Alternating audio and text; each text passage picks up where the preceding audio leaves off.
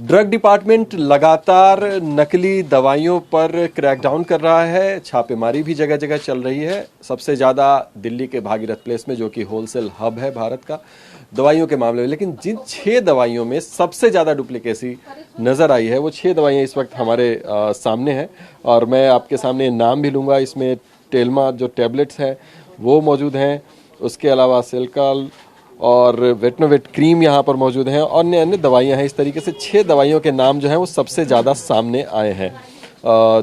हमारे साथ बातचीत करने के लिए आप एक्सपर्ट बतौर भी हैं। ये 6 दवाइयाँ जो हैं इनके यूज़ बताइए। ये पूरी की पूरी लिस्ट है हमारे पास।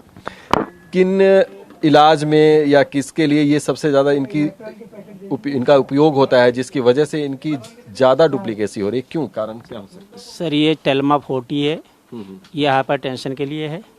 ये कैल्शियम है, विटामिन D3 एंड कैल्शियम है, सप्लीमेंट है। और ये रोसिवास्टेटिन है जो कोलेस्ट्रॉल कम करता है और इसकी ज़्यादा मांग है। आजकल कोलेस्ट्रॉल हर आदमी जो है खान पीन के चक्कर में जो है कोलेस्ट्रॉल बढ़ जाता है, इसलिए ज़्यादा। और ये एक तो वैसे जनरल एक्जिमा और सोराइसिस और वैसे एलर्जी के लिए होती है वेटनोवेट। वैसे जनरल स्किन के लिए ही होती है, एलर्जी के लिए। और ये बीपी के लिए होती है टेल्मा 40, ठीक है जी। और ये कोलेस्ट्रॉल के लिए होती है। और ये एंटी एलर्जिक है, सर्दी जुकाम नज़ला ब्रीथिंग वगैरह उसमें काम आती है। तो एक सर, इन सब चीज़ों में एक जनरल चीज़ जो समझ में आती है कि चूंकि इनका उपयोग यूज़ सबसे ज़्यादा, यानी पेशेंट्स इनके सबसे ज़्यादा हैं, सबसे ज़्यादा बिकने वाली दवाइयाँ कह सकते हैं? हाँ, सबसे ज़्यादा बिकने वाली दवाइयाँ जी। हाँ, तो ये एक वजह मान सकते हैं कि जो डुप्लीकेट इसका बना के बेच रहे हैं माफिया लोग, इसकी जो मार्केट में ज़्यादा डिमांड होती है उसकी डुप्लीकेट आ जाती है। लेकिन हम लोग क्या करते हैं, हम लोग तो डायरेक्ट डिस्ट्रीब्यूटर कंपनी से माल लेते हैं और main batch number, expiry date सब देख के कोई कंप्लेंट होगी तुरंत हम उसको पकड़ेंगे। इसलिए अब ये भागीरथ वगैरह में चलता है, वहाँ पे बाहर से लोग ज़्यादा आते हैं परचेजिंग करने। जैसे हरियाणा हो गया, राजस्थान हो गया, यूपी हो गया, लोग वहाँ से भर भर के थैला ले जाते हैं, तो वहाँ चांस है। लेकिन यहाँ काउंटर पे नहीं हो सकता है। अच्छा, एक जनरल सवाल मैं पूछा रहा हूँ आपसे कि अगर एक आम इंसान चाहता है, आम व्यक्ति चाहता है कि उसको प्रेस्क्रिप्शन मिली और वो जेन्युइन दवाइयाँ खरीदे, तो किन बातों का ध्यान रखे कि वो इस तरीके के डुप्लीकेट दवाइयों का शिकार न हो? सर, अब तो क्या है कि अब तो ये दवाई फार्मा वाले अब इस पे जो है वो भी शुरू करने वाले हैं, इसका QR कोड। उस जैसे ये QR कोड है, इस पे QR है। हाँ, इस पे आप QR कोड पे स्कैन करें, जो सारा इसका आ जाएगा वो ओरिजिनल है। बिल्कुल, ये हम दिखाना भी चाहेंगे यहाँ पर कि इस तरीके के QR जो है वो आने शुरू हो गए हैं और अगर ये तमाम दवाइयों पर अगर होंगी तो ये आइडेंटिफाई करना इसमें आसान हो जाएगा। कस्टमर के लिए पहले QR कोड आप स्कैन करिए, अगर आपको कोई दिक्कत है QR कोड से क्लियर हो जाएगा ये डुप्लीकेट है या कैसी है, ओरिजिनल है।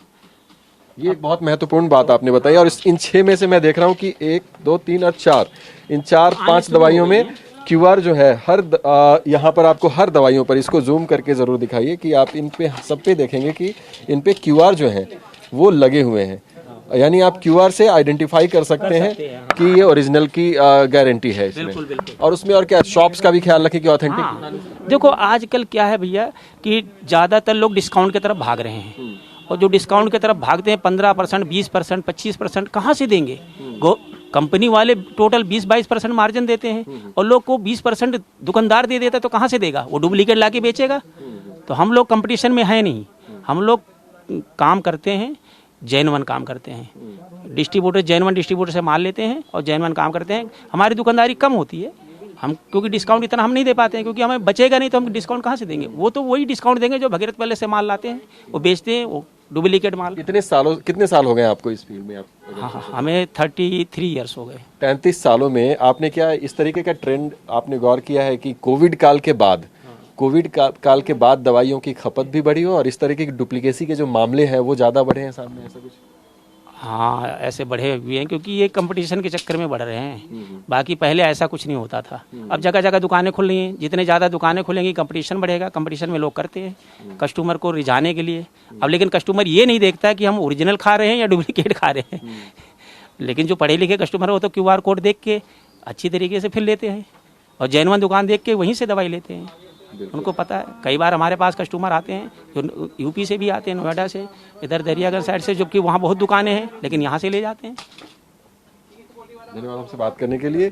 तो चूंकि दवाइयाँ का जो मामला है वो सीधे सीधे आपके स्वास्थ्य से, आपकी जान से जुड़ा हुआ है, तो उसमें सावधानी बरतना बेहद ज़रूरी है। और बहुत ही महत्वपूर्ण जानकारी इन्होंने दी कि डुप्लीकेसी की जो संख्या है वो लगातार बढ़ी है। ड्रग डिपार्टमेंट इस पर काम भी करता है, लेकिन मार्केट में डुप्लीकेट दवाइयाँ मौजूद हैं, ये भी एक फैक्ट है। और उसको किस तरीके से आप चेक कर सकते हैं, किस तरीके से आप जेन्युइन दवाइयाँ ले सकते हैं जेन्युइन डीलर्स के पास, उसके बारे में भी जानकारी दे रहे थे। तो खासकर ग्राहकों को, पेशेंट्स को ये सावधानी बरतने की ज़रूरत है कि वो दवाइयाँ कहाँ से खरीद रहे हैं और किस तरह की दवाइयाँ खरीद रहे हैं। अगर कोई डीलर उन्हें बहुत ज़्यादा डिस्काउंट दे रहा है तो कहीं उन्हें नकली दवाइयाँ थमाकर उनको हानि तो नहीं पहुँचा रहा है।